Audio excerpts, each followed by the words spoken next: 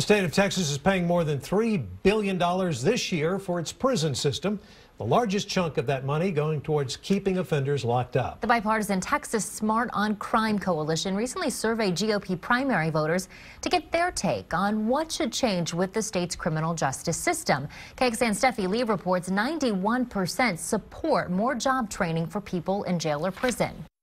It's going to take a lot of work on a lot of different angles to get where we need to get. Lauren Johnson's passion, giving people inside Texas prisons a voice. I've spent time inside of prison and I have heard the stories of the women inside, and I understand the root causes of what brings women into prison. The Texas Smart on Crime Coalition says one way to get the most out of our state dollars is to invest in job training for felons. Goodwill of Central Texas is already doing it. Link education, job training with high demand occupations while they're incarcerated and create that runway for them to come out and be contributing members of society. Windham School District serves the recently incarcerated, providing job training to more than 60,000 offenders in the state. Copper and fiber optic cabling, CNC machining, as well as some of the more traditional things that we've offered in the past. Just because they exist doesn't mean that everybody has access to it. In the last 4 years, they've worked to expand more courses to women. The goal is to have a lasting impact. We're targeting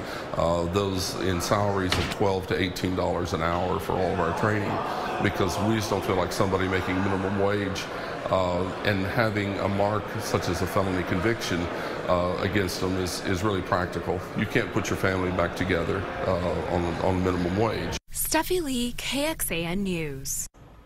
The survey results also showed nearly 3/4 of the voters who responded said they would support people on probation getting more enhanced curfews, electronic monitoring, or increased check-ins. We also found the last legislative session, lawmakers passed a bill to establish a reentry pilot program for released prisoners.